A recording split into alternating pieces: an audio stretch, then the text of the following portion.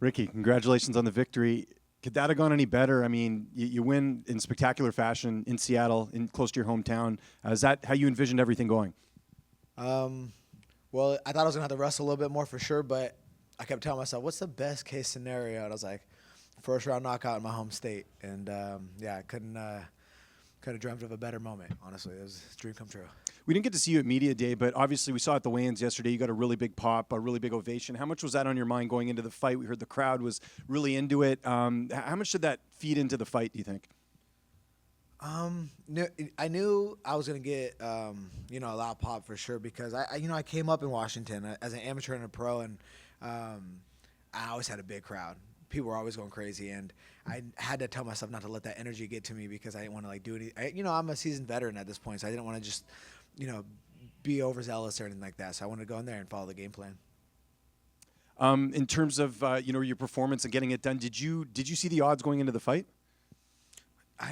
Someone told me I didn't see him. I don't really pay attention to that ever because the times that I was the biggest favorite I've lost, so right, I don't really pay attention to it. But I did have some buddies be like, "Oh, did you see this, that?" And they someone always tells me. So okay, did that play into it? Right? I was underdog.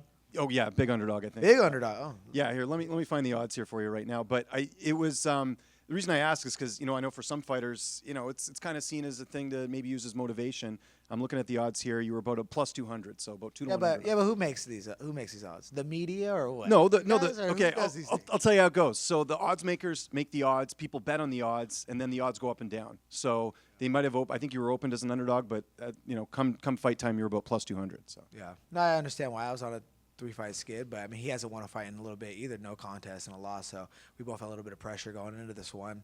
But I mean, you go to the strength of schedule. I mean, look who I fought compared to a lot of these other bantamweights. So, like I said, I know where I belong. He had a lot of hype going into this fight. I mentioned the odds. You're the first guy to finish him in the UFC. His last fight was a decision loss. Where does that put you? Does that put you kind of back where you were prior to the last couple fights, just because there was a lot of momentum with him? I don't know. I think the bantamweight division is just so packed. It's just stacked right now. So I mean, there's tough dude after tough dude, and this isn't the first person I've handed their first loss like this. So, but I definitely think it's a strong way to bounce back, and I hope the UFC gives me another matchup soon, and I can. I think that's the number one thing is just stay consistent. Not have long layoffs. Mm-hmm. And how cool is it? Austin Vanderford was on this card. There's a lot of familiar faces here. I know it would have been nice to have some more, Washington-based fighters, but it must have been cool to be, one of the guys on this card from the area.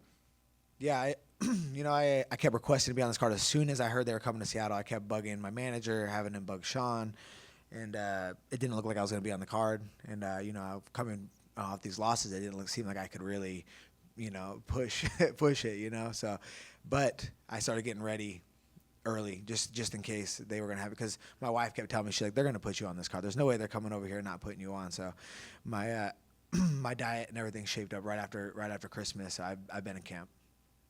Ricky. Hey, what up, man? What's it with the hair? Yeah, I let my brother Tank decide what I was gonna do with my hair.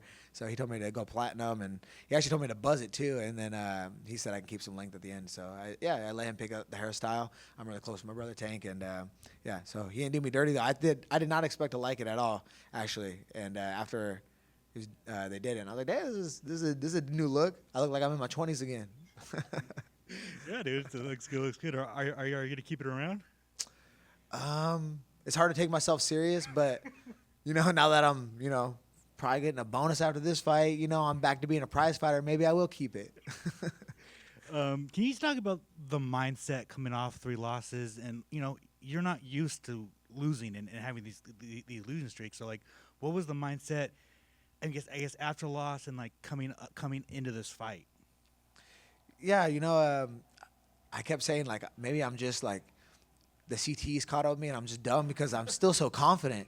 I'm losing, but I know I'm not a loser. I'm a winner, and I've been winning in this sport for over a decade. So I just knew I had to trust in myself. I have a full team around me that has so much belief in me, but there's nothing like self-belief. So, and I knew that's what it was going to take. Are you getting ready for the incoming fans that shit on you, and now they're like, "Oh, Ricky's back. He's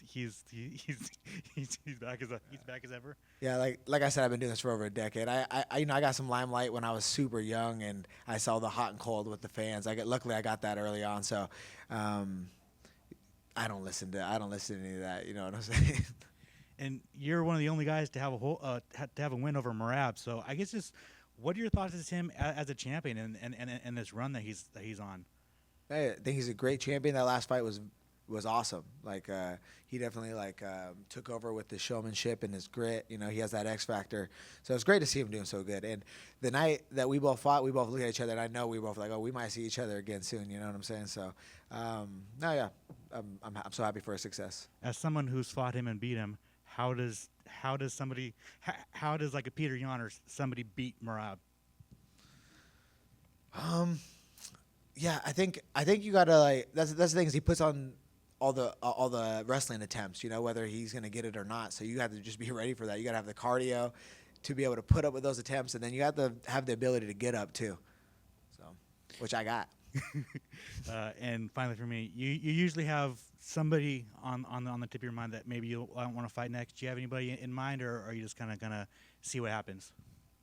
No, honestly, I always try to have a name and be ready, but I was just totally focused on getting this win, not trying to look past this badass fighter. So I know Javid was very, very good, so I just wanted to focus on him. I wasn't like, oh, what's next? What am I gonna do next? But yeah, I don't know. I definitely want to stay ready. You know, I know my coaches won't like me saying this, but if they wanted me to fight in Mexico City at the end of the month, I'd do that.